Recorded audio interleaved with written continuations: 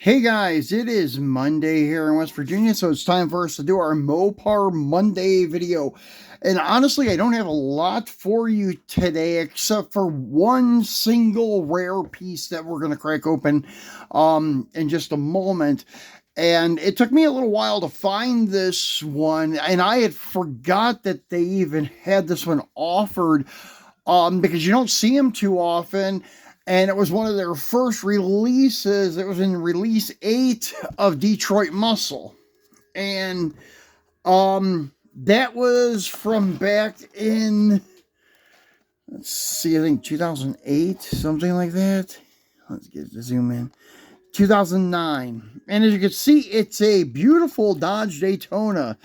And the lineup in this series was a Dodge 66 Charger in black, a 69 Daytona turquoise, 71 Dodge Charger plum, and I do have that one. That was another one that was a little bit of a challenge to find. And a 70 Dodge Super B gold and black. That one is also a nice one that's tough to locate. And then there's a 67 Nova and a 70 Mustang. But for the most part, this was all Mopars. Back in the day, M2 machines was mostly made up of Mopars. But anyways, we'll go ahead and get this guy out and look at him. It's already unscrewed from the base and everything because I couldn't wait to open this thing when I first got it. As I said, I've been trying to locate one in mint condition for a while. I found one that was a little bit scuffed up here and there, and they still wanted $25 for it, and I just couldn't do that. And then I found one that was supposed to be pristine, but they wanted like $40 for the thing. So I came across this one sealed, and it wasn't on there that long. I got it on eBay, and I got it for $30, which is still high for a common, regular Daytona from M2 machines. But as I said, it is a rare find. They did make several thousand of them. Not as many as they make nowadays of their production, but there were still quite a few of these out there. But nowadays, they just don't pop up too often. The people that have them are keeping them. And I understand why, because the color combo is awesome. It almost looks like Petty Blue, this turquoise metallic, and the white stripe, white interior, steel rims, color matched to body color with the dog dish caps. It did have white line tires, as you can see here. I don't really like white lines or white walls on muscle cars. They just do not belong. Now, on lowriders, in my opinion, I think every lowrider should have white walls. So I'm like totally opposite with my lowrider collection as I am with Mopar, my Mopar muscle collection. My muscle cars and my Mopar collection should either have black walls, white letters, or red lines. Now, my lowriders, they need to have white lines or wide whites with wire spokes or 5-spoke Supremes or Kragers. So, yeah, so it's totally opposite from one to the other. This one does have opening doors, and they did a fine job on this car. All of the body lines and stuff line up very nice. You can see the doors close beautifully. I was very happy to see that when I opened it. And the hood, yeah, it opens okay. This is the first time I opened it, actually. And it looks like it's got the 440 4-barrel set up in it. And just a fantastic looking car. As I said, this is probably one of my favorite Mopars in my collection now. Along with the Plum 71 that was in the same series. And that Super B, let me find that Plum 71 RT. It's, yeah, there it is right here. It's a beautiful car. Yeah, that whole lineup for Release 8 had some really nice rides. The Super B is on my to-get list. It's a gold mist. It almost looks silver to me on my to-get list. I have a list right here of Mopars that I need to acquire. it's got like 90 cars on it, so it's going to take me a while to get them. I think I've knocked 20 off the list since the beginning of the year. At the first part of the year is when I made that list for the Mopars, and then I made one a couple months ago for lowriders, and the lowriders I've been adding to it because there's new releases that just keep coming up in the lowrider world. Yeah, the past couple of years has been an awesome time to be a lowrider collector, that's for sure.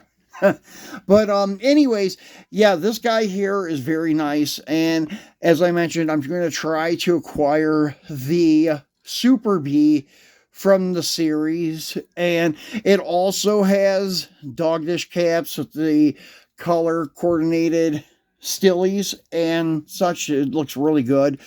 Now the black 66 Charger, I'm not really familiar with it. I can't say that I know what it looks like off the top of my head. I only have two 66s in my collection. There's that bright red one down there with the factory hubcaps, and then the dark blue one up here with dog dish caps. I'm not really a big first gen Charger fan. I would rather have a second or third gen. And I know this is kind of odd, but I'm a third gen fan over the second. I know some people totally disagree on that one, but I don't know. I just like the third gens nowadays. Used to hate them, and now I love them.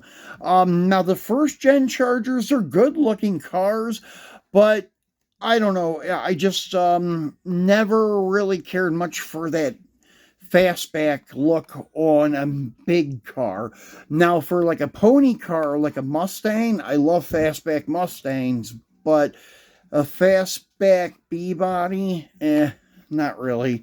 But still, yet this car here is one of probably the top 50 Mopars in my collection, and on IG I am doing that challenge. I am posting one Mopar a day for the next 50 days. I started 2 days ago.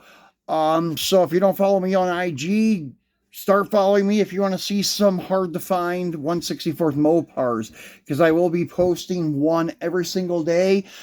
This car here is one of them that's going to come up eventually. I love this thing, the way it looks with the steel rims, and they are color coordinated with the paint. They're not just painted black. They are that dark blue, just like the body color. And just a fantastic looking car. So that one will be popping up in our top 50. I have like 250 Mopars, somewhere around there. Maybe not quite 250 yet, but very close. It's like 230 something, and I just keep adding to it. Like this is a new one to add to the bunch. I actually had to take one of my Daytonas out of the display case over here with the wall of Daytonas because I wanted to put him in there with it. So I took the Mod Top green light one out and made a space for this guy. But I still have more Daytonas I wanted to acquire. Probably another 5 or 6 of them. I'm not trying to go after every single variant of every single car release. Some of them I did, like for example, the second gen and third gen Chargers from Green Light. I did try, and I actually accomplished it, believe it or not, to get all of the factory appearing Chargers made by Green Light. And I was able to do that, and now I'm working on their Cudas and Challengers. I'm not trying to get every single one, but the bigger majority of them. And we have some coming. They should be here actually today or tomorrow, and we'll be cracking them open next Monday. And then I'm going to put in another order at Troy's Toys out of Kansas. He's got a lot of really cool old stock and new stuff. If you haven't checked him out, check him out on Google. It's Troy's Toys, and it's in Kansas. I forget what the name of the city is, but it's the only one, so it's not hard to find. The only Troy's Toys in Kansas, I should say, because there is another one, but I forget where it's at.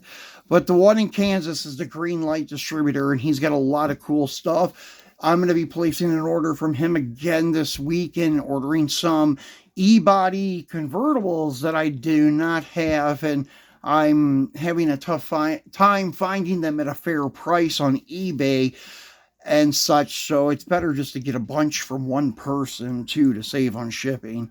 So that's what I'm going to try to do with him. And one more quick thing we're going to take a look at, because I was reading comments. Sorry if I don't respond to all of your guys' comments, but I do read most. Somebody mentioned this truck a while back. I know it's been a month or so ago, and said, have you ever done an unboxing video on that? And no, I did not. This is a really cool ramp back Dodge truck. It has the little ramps I have slid in there, but I can't get them out right now, that hook on and the car can roll up on it. And this dart, I absolutely love the way this dart looked, this color. It's like a candy apple red with the blacked out Hemi hood and the rear double tail stripe, and it is a 68, but it doesn't have the cut quarter panels like a Hemi Dart did, but still yet a very cool piece. It does have the Hemi Dart hood, but anyways, I do like the uncut quarter look a little better, but because the original Hemi one had that from the factory, that's like one of my dream cars. I have a 68 Dart with the cut quarters to mimic the first Hemi Dart from the factory. And then, as I mentioned, this ramp back truck is beautiful too. Not sure what year it's based on. Let's see here. 74. So, really cool looking truck. These wheels did not come on it. These wheels are actually from Green Light. They came off of a Green Light, like 2019 or 2020 Chevy 3500 HD. So I put them on this because I thought they looked a lot better than the white ones that were on it. But yeah, that's the only thing I did to this set. It's pretty cool. I don't even remember what release it was. It was in the same mix as the Fomoco 48 Ford's delivery van and the 32 Ford Roadster on the trailer. And I forget what the Chevy set was. This was the Mopar set with that setup, I think. What I can recall, I think that's where it came from. But the release number, I couldn't tell you. Sorry. But because I get rid of the boxes, I have a friend, a fellow collector that buys all of my auto hauler cases from me because I don't use them and I don't really have room to store them. So I just pass them on to him for a couple bucks a piece. So that's where the case for this one went. So I have no idea what release it was. But I keep it here in the background for just show to kind of make it look like Mr. Norms has a tow truck or something. Towing in customer vehicles and such. But anyways, guys, that's it for today. We'll be back again on Friday for our Free It Friday. And as I mentioned, probably next Monday for Mopar Monday, we'll have more to crack open. And this Friday, we will have the 97M Impalas in, and the Cadillacs are also on their way, but since they're coming from China, I don't look to have them for another couple of weeks. But the Impalas are actually here in Charleston, West Virginia, and should be delivered today or tomorrow. So we'll take a look at them on Friday. So thanks for watching, guys, and enjoy your week.